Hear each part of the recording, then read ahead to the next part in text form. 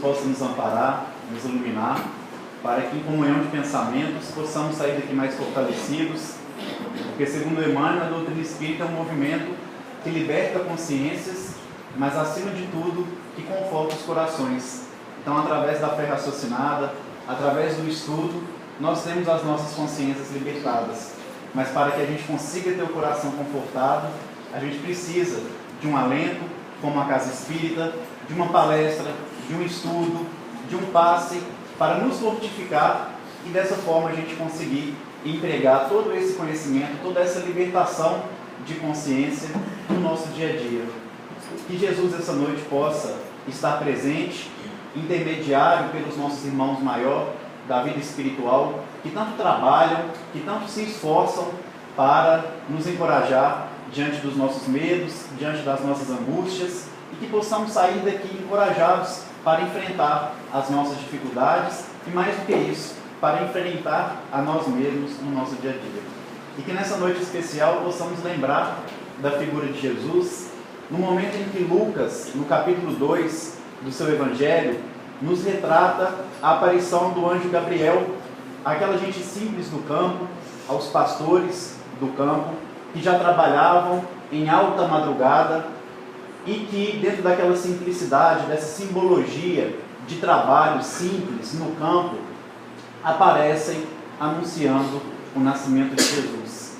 Alegrai-vos, porque hoje, em Belém de Judá, vos nasceu o Salvador, que é o Cristo Jesus. E o interessante é que no momento que o anjo Gabriel aparece, aquela gente simples do campo, eles tiveram muito medo. E não é difícil a gente entender o porquê desse medo.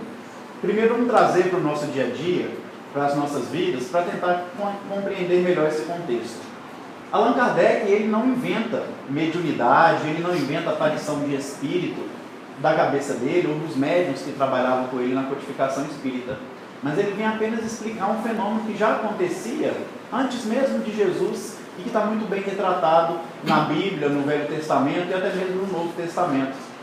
E esses fenômenos mediúnicos já acontecem desde quando a humanidade terráquea ela iniciou sua projeção aqui na Terra, sua evolução. E o interessante é que nós, por mais que conhecemos a doutrina espírita, por mais que ao longo da nossa bagagem espiritual a gente tenha vivenciado mediunidade, questões mediúnicas, nós ainda temos dificuldade em lidar com questões mediúnicas. Nós temos dificuldade em lidar com o espírito. Imaginemos nós acordar de madrugada em casa, 3, 4 da manhã, a casa toda escura, você vai tomar um copo d'água na cozinha e dar de frente com o espírito.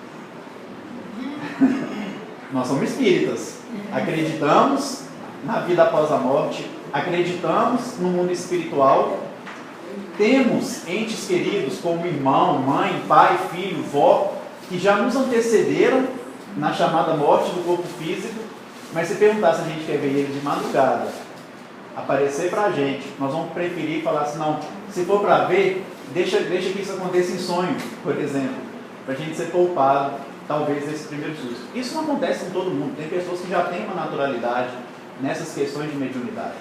Mas vocês imaginam, há 2000 anos atrás, que não existia luz, que não existia a doutrina espírita para explicar, para esclarecer, aquele pessoal simples, que não tinha tanto estudo, trabalhando numa fazenda, no campo, em alta madrugada. Primeiro devia estar uma escuridão danada.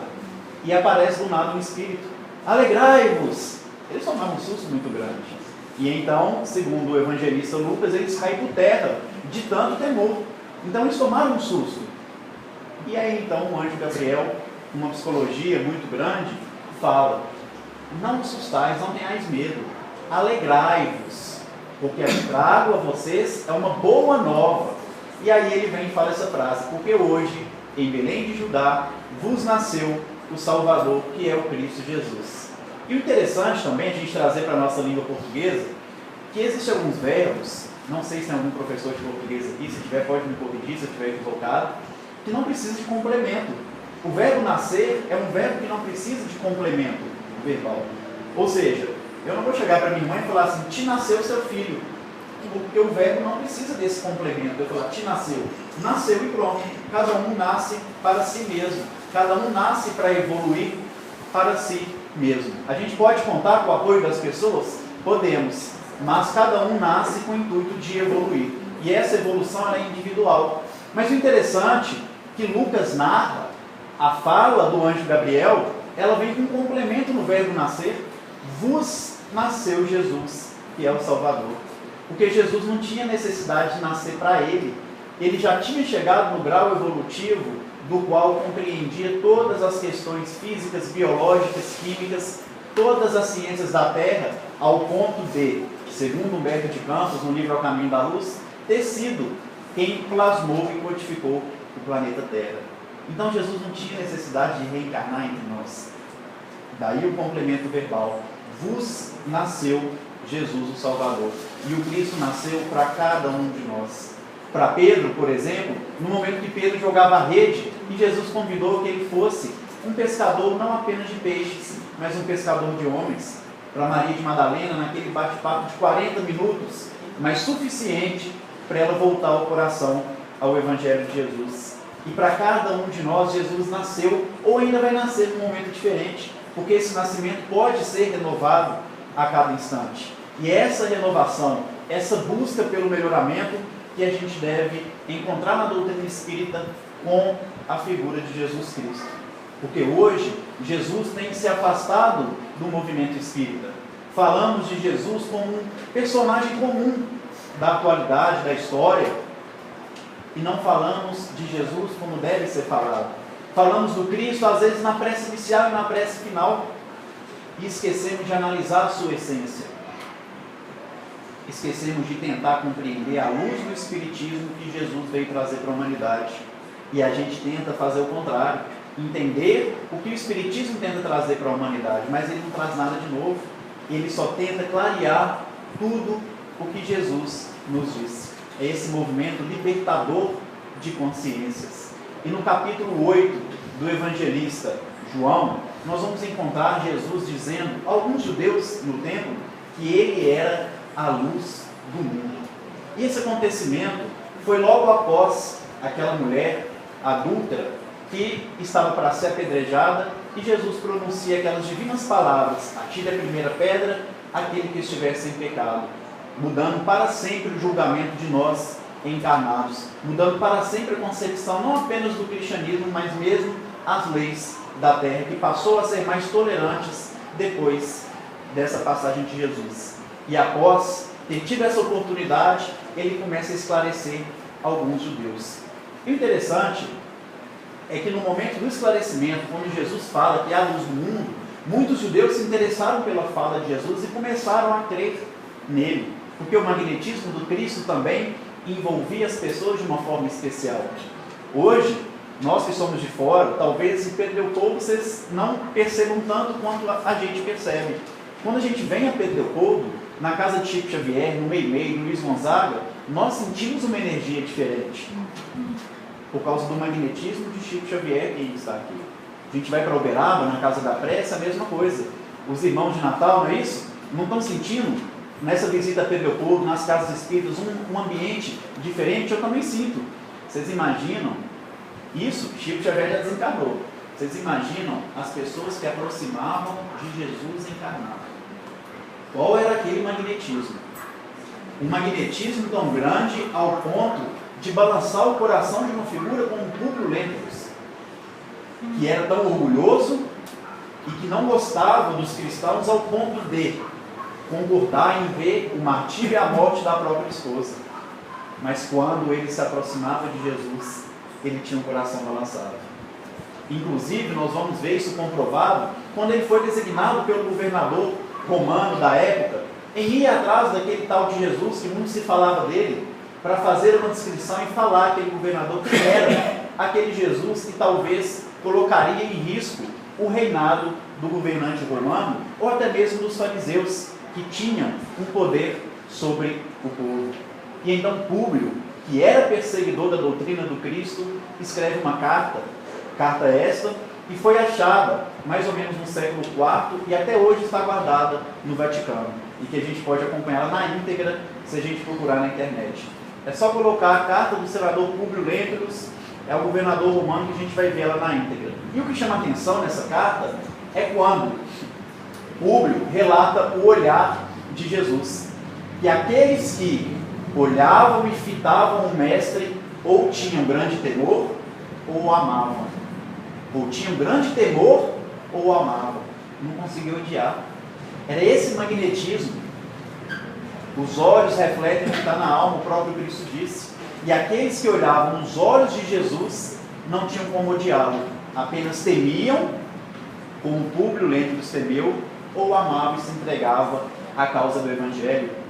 Um outro exemplo desse magnetismo do Cristo foi quando o próprio Públio Lentulus foi procurar Jesus em alta madrugada, certamente por vergonha do cargo em que ocupava, para pedir ao Cristo que curasse a sua filha amada. E naquele momento Jesus convida ele para segui-lo, para seguir o teu Evangelho. Quando Jesus, com todo esse magnetismo que estamos citando, convida Públio Lentulus a segui-lo, a ser um cristão, naquele momento ele não teve dúvida nenhuma. Ele tinha convicção e a certeza de que aquela doutrina era verdadeira, que aquele era o Filho de Deus vivo, tão prometido pelo povo de Israel e pelos profetas, e que ele ia seguir Públio ia seguir Jesus até o fim. No mesmo instante, em apenas segundos, questão de segundos, ele recordou do lar, daquela mansão, de todos aqueles servos a seu dispor, e optou pela vida terrena, optou pela riqueza. Segundo o próprio Emmanuel, o espírito de Públio Lentulus diz que essa atitude dele atrasou mais ou menos 2000 anos o seu processo de evolução. 1 minuto de escolha errada. Quantos minutos estamos fazendo as nossas escolhas erradas? Até que ponto conhecemos a verdadeira verdade? E Jesus, dizendo a essas pessoas com todo o seu magnetismo que ele era a luz do mundo, ele conseguiu convencer com palavras alguns dos judeus, até o momento em que ele pronuncia as seguintes palavras que a gente vai encontrar no mesmo capítulo 8 de João, no item 32. Conhecereis a verdade e a verdade vos libertará. Naquele momento, os judeus que estavam acreditando em Jesus acharam aquilo ali muito difícil. Por quê? Eles acreditavam em um Deus único. Os judeus estavam preparados para receber Jesus. Toda a história, todo o histórico cultural do povo judeu, eles foram sendo preparados para crer em um Deus único, o que antigamente, antes de Jesus, não era comum. E quem trouxe essa concepção foi Abraão, porque na época eles tinham vários santos, eles tinham várias imagens em que eles adoravam, sendo reis deles. E Abraão então fala de um Deus único, que a gente não deve seguir nenhuma hierarquia dentro dessas concepções religiosas, que a gente deve ter a liberdade. E quando Jesus fala, conhecereis a verdade, que a verdade vos libertará, vai lá no fundo do coração deles a concepção do aspecto cultural e espiritual daquele povo. E ele então fala, mas nós já somos livres, nós não temos que seguir ordem de ninguém. O que você quer dizer com essas palavras? E Jesus então com muito carinho explica que eles eram livres dentro do aspecto do conhecimento deles, que eles realmente não tinham hierarquia propriamente dita. No entanto, eles estavam cativos do seu próprio pecado, e com Jesus a gente desconhece esse pecado. Aquele que deixa o Cristo nascer no coração, deixa o pecado de lado, porque às vezes nós conhecemos, mas não praticamos, e aí está a diferença. Conhecereis a verdade, e a verdade vos libertará. Talvez conhecemos um pouco do Evangelho de Jesus, mas ainda estamos distantes de conhecer a verdade.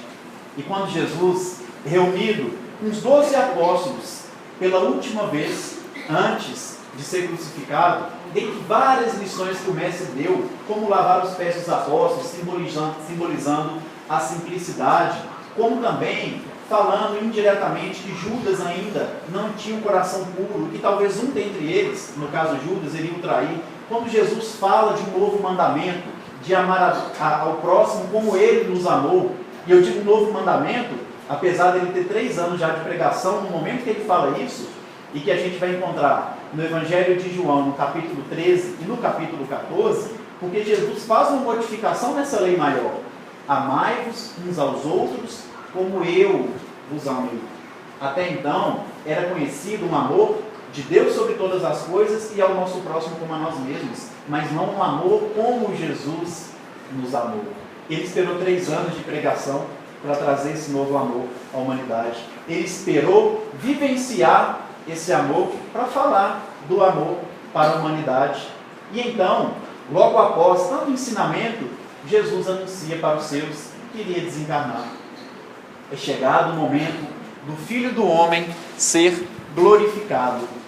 Naquele momento, os apóstolos compreenderam que era chegado a hora que Jesus ia morrer e que ele já vinha anunciando desde o início da pregação que fariam com ele tudo aquilo que quisessem. Inclusive o próprio Isaías e outros profetas antecipam também essa profecia, que fariam com o Filho do Homem tudo aquilo que lhes convém. E Jesus, naquele momento, afirma que estava chegando o momento da morte. Engraçado, se a gente trazer também para os dias atuais, quando a gente recebe a notícia que um ente querido, seja um pai, um filho ou um amigo próximo, que essa pessoa está com uma doença terminal, qual será a nossa reação? Qual será o nosso sentimento? Desespero, angústia, medo, tristeza. E Jesus já tinha 3 anos que convivia com os apóstolos, a tal ponto de chamá-los de amigo e de dizer que muito amava cada um deles. Da mesma forma que eles, convivendo 3 anos com Jesus, com todo o seu magnetismo, certamente muito amavam o Mestre. E o ambiente espiritual daquele momento também deveria ter sido de medo, desespero, angústia, apreensão. E Jesus conforta o coração dos apóstolos falando da imortalidade da alma. Não se turbe o vosso coração. Crede em Deus. Crede também em mim. Porque na casa do meu Pai há muitas moradas. E se assim não fosse, eu já vos teria dito. Jesus traz a grande mensagem da imortalidade da alma para confortar o coração daqueles seus irmãos, amigos que sofriam naquele momento com aquela notícia. E o interessante é que se entrar no meio ou qualquer templo religioso, vamos pegar a figura da mãe que perde o filho, que certamente é a dor mais dolorosa, segundo o próprio Chico Xavier, que uma pessoa pode passar na Terra. A mãe perdeu o filho prematuramente. E nós vamos chegar nela e falar: olha, minha irmã, tenha fé em Deus, tudo passa. Vamos amar, o amor vai cobrir isso tudo, vai neutralizar tudo. Essa mãe vai ficar confortável? De forma alguma. Mas se a gente mostrar para ela, não a doutrina espírita, mas que o Evangelho de Jesus fala da imortalidade da alma, que a vida continua, que há muitas moradas na casa do Pai, que é o universo, que um dia ela vai poder abraçar o filho novamente, e que naquele dia que a saudade parece não ter fim, apertando o coração, ela vai poder reencontrá-lo no sonho do corpo físico, e em sonho abraçar o filho novamente e amanhecer mais fortificada, mais fortalecida para as lutas do dia a dia. Essa mãe não vai começar a ficar confortada? A saudade vai ficar, porque saudade é o amor que fica. Mas essa grande mensagem da imortalidade da alma, ela serve para confortar os nossos corações. Ela serve para fazer com que a nossa fé seja uma fé raciocinada, não uma fé feita de dogmas. E naquele momento, o coração dos discípulos foi certamente confortado, ao ponto que Tomé perguntou a Jesus que caminho era esse, que ele também gostaria de seguir. Mestre, mas sem você aqui, como saberemos o caminho a seguir? Porque Tomé, assim como todos os outros apóstolos, queria conhecer aquele reino dos céus, queria conhecer as infinitas moradas e um dia novamente reabraçar aqueles que tinham antecedido na morte do corpo físico. E Jesus, com muita sabedoria, diz: eu sou o caminho, a verdade e a vida, e ninguém vem ao Pai senão por mim. Jesus é o nosso caminho. Jesus deixou traçado dentro da história da humanidade qual o caminho que nós vamos seguir, dentro da história do cristianismo. E não apenas nos 3 anos de pregação de vida pública, mais do que isso. Jesus deu um exemplo divino ainda antes de aparecer como pregador da Boa Nova, antes de aparecer como Filho de Deus vivo, tão esperado pelo povo de Israel. Nós vamos acompanhar isso no livro psicografado por Chico Xavier, ditado pelo espírito de Humberto de Campos, Boa Nova.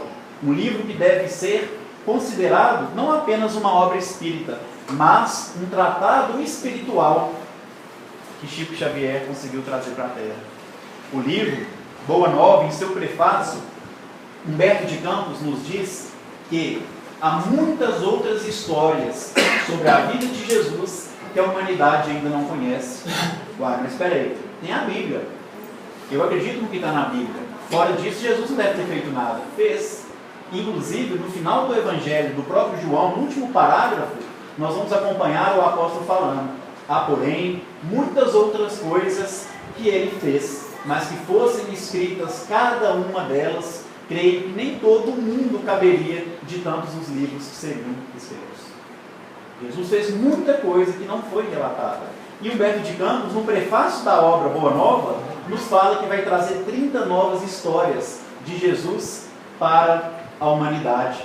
No capítulo 2, nós vamos encontrar Maria de Nazaré recebendo a visita de sua prima, Isabel. E naquela visita, Maria conta de toda a sua preocupação de mãe com a figura de Jesus, que tinha mais ou menos 12 anos de idade.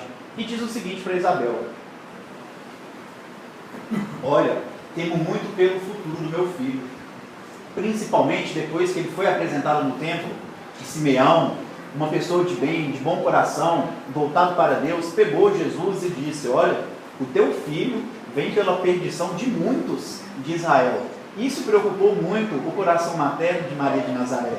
E ela relatava, não só isso à sua prima Isabel, mas de muitas outras preocupações, como, por exemplo, Jesus tinha o hábito de sumir por algumas horas, e quando ela ia procurar o Cristo desesperadamente, ainda criança, o encontrava no deserto por longas e longas horas de meditação, quando não encontrava Jesus com andarinhos do povo, falando do reino de Deus, aquelas pessoas simples.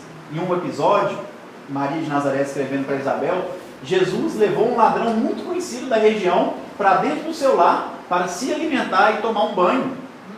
Jesus criança. E a preocupação de mãe. Isabel falando a mesma coisa de João Batista. Meu filho também, por horas eu pego, em longas reflexões, ajudando os peregrinos. Essas crianças, creio eu, segundo Isabel, trazem uma mensagem nova, renovadora para a humanidade, uma mensagem de paz. E então Maria descreve algo particular para Isabel.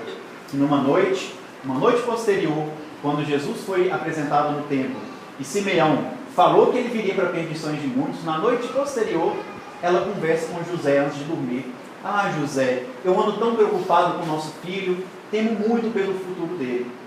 E aí Maria de Nazaré vai descrever para Isabel que o que mais surpreendeu ela nesse diálogo foi no dia seguinte, que Jesus chega para ela e fala: mãe, o que queres tu de mim? Por que tanta preocupação? Eu já estou com meu pai. Toda preocupação materna é útil, mas não preocupe comigo, porque eu já estou com meu pai. E Maria tenta argumentar: filho, mas eu temo para o seu futuro. E ele acalmava ela, até falar: então fique tranquila, mamãe, porque a partir de hoje buscarei a maior exemplificação aos olhos do meu pai, a maior exemplificação divina. Ponto final no diálogo.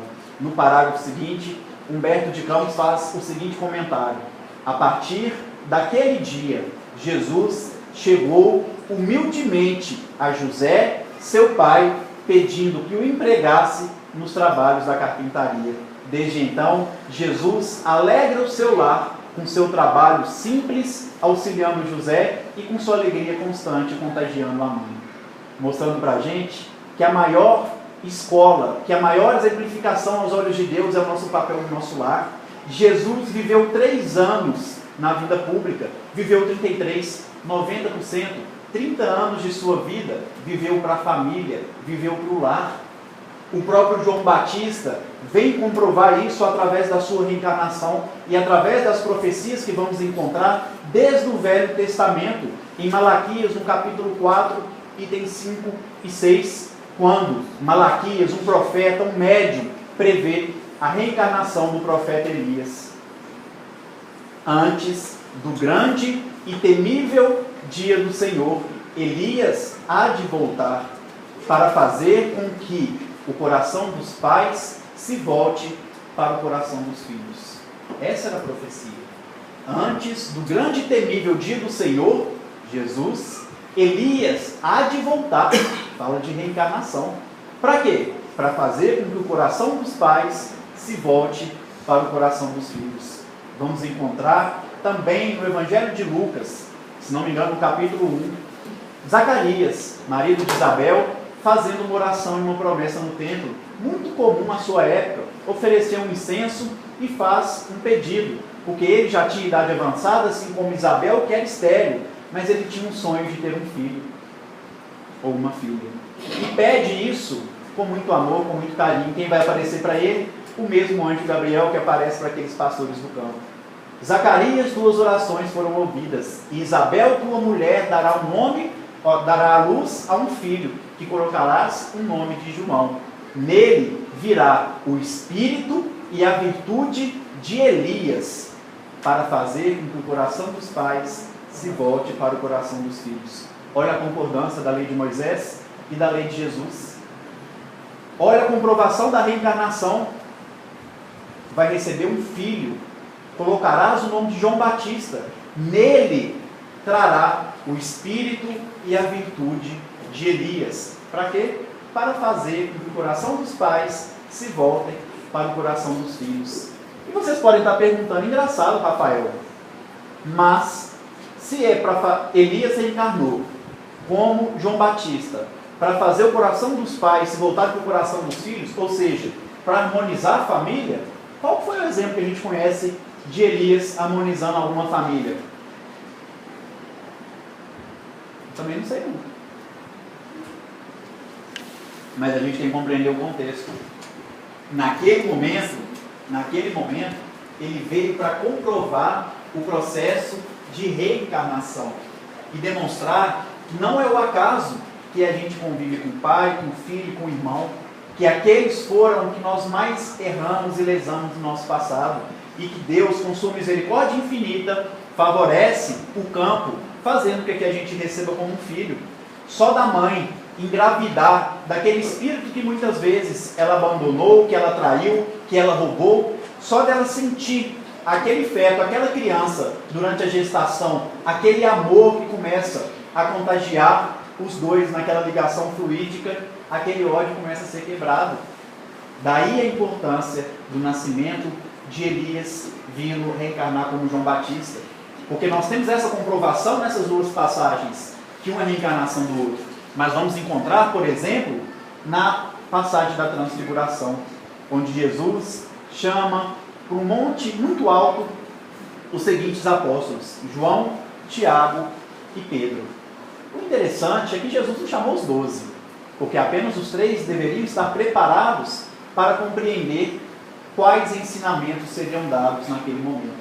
E então, aconteceu muita coisa esquisita. Nós não vamos detalhar tanto, mas no estudo que a gente fez em Sete Lagoas, foram 7 fenômenos mediúnicos numa única passagem de Jesus. E tem gente que ainda fala que Allan Kardec trouxe a questão da mediunidade, da espiritualidade. E Jesus, então, com os 3, começa a se transfigurar. O fenômeno de transfiguração que Allan Kardec explica em Livro dos Médiuns. Suas vestes se tornam claras, seu corpo como uma luz. Começa a sair luz de Jesus, emanar luz do rosto do Cristo. As suas vestes ficam mais claras ainda. Olha só o fenômeno de efeito físico, de transfiguração naquele momento. E aí, uma nuvem branca começa a aproximar daquele cenáculo, daquele episódio. Também um outro fenômeno mediúnico, certamente um ectoplasma que Jesus conseguiu manipular naquele momento. Antes disso, acontece um outro fenômeno. Se é efeito físico ou aparição, é difícil saber. Mas aparece do lado de Jesus Elias, o profeta Elias, e Moisés. 2 espíritos que já tinham desencarnado que aparecem ali. Elias e Moisés não estavam vivos não. Já tinham desencarnado.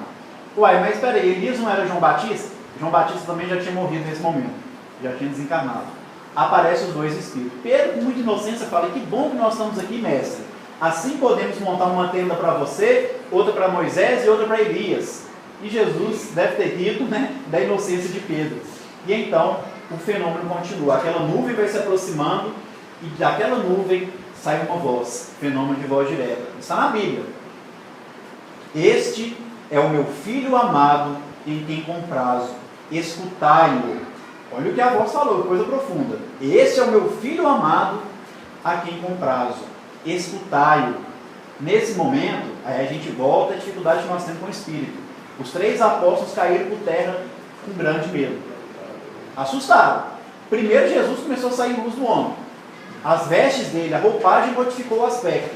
O rosto de Jesus se resplandeceu, segundo a narrativa do Evangelho. Vem uma nuvem leitosa em cima deles. Materializa 2 espíritos. E ainda tem uma voz que vem do além. Morrer de medo. Jesus então aproxima-se dos 6 e fala: pode abrir os olhos e não tenhais medo. Quando eles abrem os olhos, não vê mais nada. Jesus, descendo da montanha, fala: a ninguém conteis essa visão, até que o Filho do Homem seja ressuscitado. E aí Jesus também já fala uma profecia que ele vai desencarnar e que vai ressuscitar. Ele prevê o futuro e fala com eles. Só que eles desceram com um nó na cabeça. Porque dentro da concepção deles, da lei antiga, antes que Jesus nascesse, o que Malaquias fala? Antes do temível dia do Senhor, do grande e temível dia do Senhor, Elias há de voltar. Então eles não compreenderam por que aquela voz falou que ele era o Filho de Deus vivo, sendo que Elias que apareceu ali não tinha reencarnado. Porque eles achavam que ia voltar o próprio Elias e falar assim: eu sou Elias e voltei para anunciar a vinda de Jesus. E o que Jesus responde? Em verdade. E quando Jesus falava em verdade, era muito mais profundo o ensinamento. Em verdade, eu vos digo: Elias já veio, mas fizeram com ele tudo o que queria. O evangelista Lucas, depois dessa narrativa, faz uma observação na última frase da passagem. Naquele momento, compreenderam os apóstolos que Jesus falava de João Batista. Comprova a reencarnação mais uma vez de Elias como João Batista. Mais na frente, ainda Jesus vai falar de João Batista e comprova mais uma vez que ele é Elias. Dos nascidos de mulher, João é o maior. E se queres bem entender, compreenda. Ele mesmo é o Elias que há de vir. Os que têm ouvido para ouvir, ouçam. Olha o tanto que Jesus é claro nesse processo de reencarnação. Olha que não foi a doutrina espírita que inventou essa grande mensagem, essa grande verdade. E a gente vai comprovar também isso quando o próprio Jesus aparece em espírito aos 11 apóstolos, que Judas já tinha suicidado, depois de ser crucificado, e convive com eles mais ou menos 40 dias, dando uma grande mensagem da imortalidade da alma. Lázaro, no Evangelho segundo o Espiritismo, no item A Lei de Amor, nos fala que Jesus trouxe para a humanidade a primeira palavra do alfabeto divino, o amor, e exemplificou. O Espiritismo, por sua vez, traz uma segunda palavra do alfabeto divino. Ficais atentos, é a reencarnação. No entanto, o Espiritismo tenta resgatar algo que o Cristo já trouxe. Essa verdade que nos liberta, essa fé que faz com que seja raciocinada, acreditando em algo mais além dessa vida, onde os nossos problemas, a nossa dor, a nossa dificuldade, ela se torna uma proporção totalmente diferente do que é nos dias atuais, onde a esperança volta a fazer morada nos nossos corações, onde a gente é confortado, sabendo que a gente vai poder sorrir, caminhar, dar as mãos para aqueles nossos parentes queridos e amados que nos antecedeu na chamada morte do corpo físico.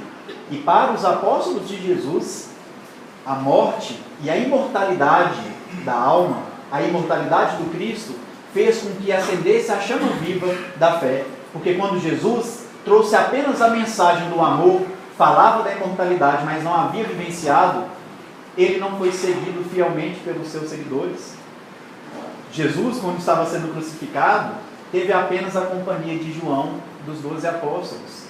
Pedro era pedra, rocha. Em cima daquela rocha seria edificada a igreja. Negou Jesus por 3 vezes. E nós negamos há 2000 anos, centenas e centenas de vezes. Foi necessário Cristo aparecer em espírito para os 11 apóstolos reunidos novamente. Não para puxar a orelha, para falar: olha, só João é meu amigo, porque só João estava lá no pé da cruz chorando por mim. As primeiras palavras pronunciadas por Jesus ao encontrar novamente os seus 11 seguidores foi: que a paz de Deus esteja convosco. Ele perdoou. Ele chegou perdoando e depois começa a falar do perdão. Pedro, envergonhado, num cantinho, é questionado pelo Cristo: Pedro, tu me amas?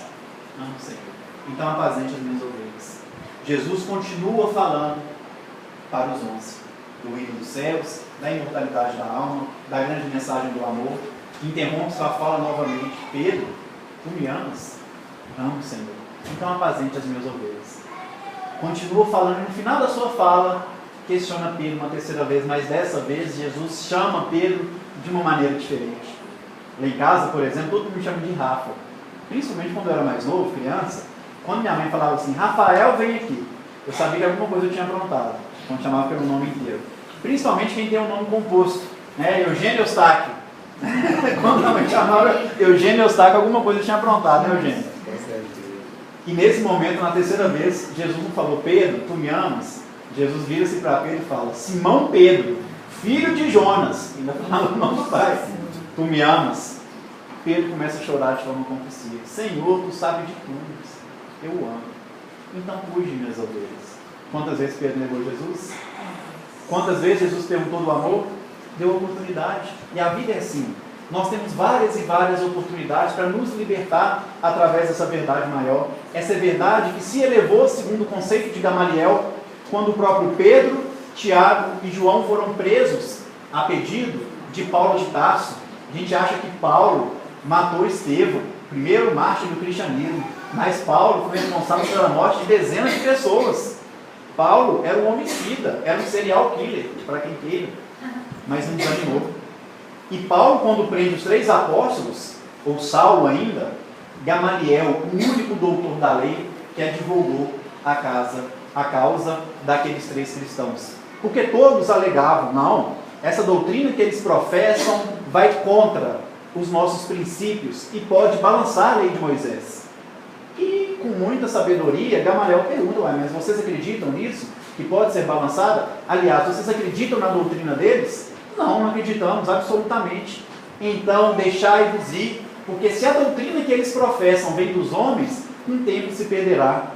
Mas se vier de Deus, por si só se elevará. E essa doutrina se elevou. E é por isso que nós estamos reunidos aqui hoje, por causa do Cristo, por causa de Jesus. É por isso que existe a doutrina espírita. Chico Xavier nos fala que o espiritismo é Jesus de novo no coração do povo.